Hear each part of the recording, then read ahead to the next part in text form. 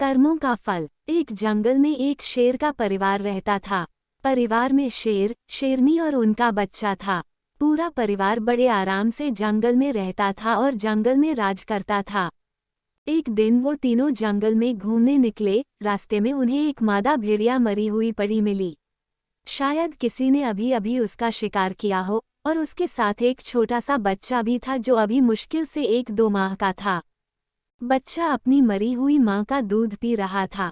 ये दृश्य देखकर शेरनी को उस भेड़िए के बच्चे पर बहुत दया आई और शेर से बोली कि ये बच्चा इतना छोटा है और इसकी माँ भी मर चुकी है।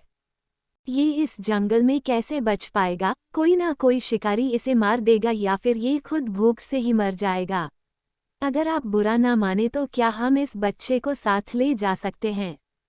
ये सुनकर शेर थोड़ा उलझन में पड़ गया और बोला कि हम शेर हैं और ये भेड़िया, इसे हम कैसे साथ ले जा सकते हैं? जंगल के लोग क्या कहेंगे? शेर का जवाब सुनकर शेरनी बोली, आप तो जंगल के राजा हैं, आपका काम प्रजा की देखभाल करना है और फिर ये तो मासूम सा बच्चा है। एक काम करते हैं, अभी इसे साथ ले चलते हैं, जब ये थोड़ा बड़ा हो जाएगा तो ये खुद अपने झुंड में चला जाएगा। ये सुनकर शेर ने शेरनी की बात मान ली और उस भेड़िए के बच्चे को लेकर अपने घर चल दिए। भेड़िए का बच्चा अब शेर परिवार के साथ रहने लगा। वो शेर के बच्चे के साथ खेलता और शेर शेरनी भी उसे अपने बच्चे के जैसे प्यार करने लगे।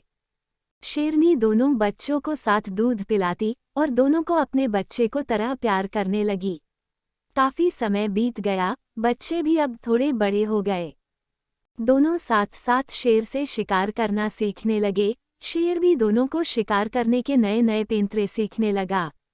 दोनों बच्चों में एक ही अंतर था, शेर का बच्चा दहाड़ मारता था और भेड़िए का बच्चा हू हू करता था।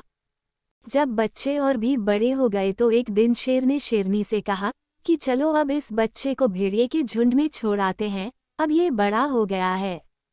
लेकिन शेरनी को अब बच्चे से बहुत प्यार हो गया था, वो उसे अपने बच्चे की तरह प्यार करने लगी थी। शेरनी ने शेर की बातों से असहमतता जताते हुए कहा, नहीं, अब ये हमारा ही बेटा है, अब ये हमारे साथ ही रहेगा। शेर ने भी शेरनी की बात को मान लिया। काफी समय गुजर गया, पूरा परिवार बड़े आराम से अपना समय बिता रहा था। एक दिन चारों जंगल में घूमने निकले। वहां रास्ते में किसी शिकारी ने जाल बिछा रखा था। किसी को वो जाल नहीं दिखा और चारों उस जाल में फंस गए। चारों ने खूब कोशिश की निकलने की, लेकिन कामयाब नहीं हो पाए। वो जितना कोशिश करते उतना ही ज्यादा फंसते जाते। शेर और शेर का बच्चा मदद के लिए दहाड़ने लगे, लेकिन जैसा हम सब जानते हैं, शेर की दहाड़ से जंगल के जानवर डर से और दूर भाग जाते हैं।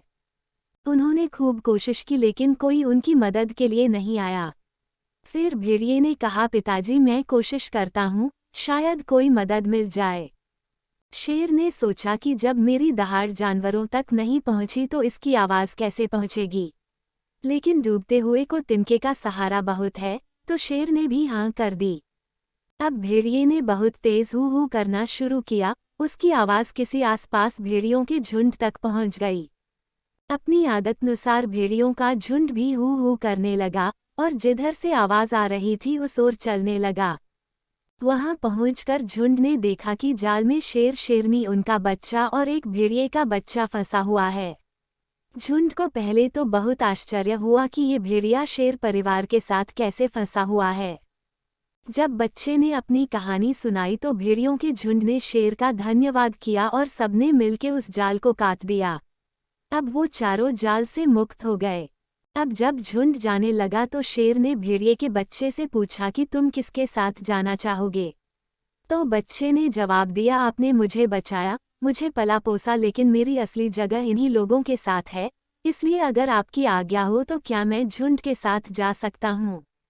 ये सुनकर शेर ने जवाब दिया कि अब तुम बड़े हो गए हो, अपना फैसला ले सकते हो। शेरनी ने भी भीगी आंखों से बच्चे से कहा कि तुम खुशी से अपने झुंड के साथ जाओ, लेकिन अगर कभी भी तुम्हें हमारी जरूरत पड़े तो हमें एक आवाज़ दे देना, हम आ जाएंगे। ऐसा बोलकर शेर शेरनी ने बच्चे को वहां से विदा कर दिया और खुद अपनी गुफा की तरफ चल पड़े। कहानी से सीख। इस कहानी से हमें ये सीख मिलती है कि हमारे कर्मों के फल हमें जरूर मिलते हैं। अगर हम अच्छे कर्म करते हैं तो उसका परिणाम आज नहीं तो कल हमरे सामने जरूर आएगा।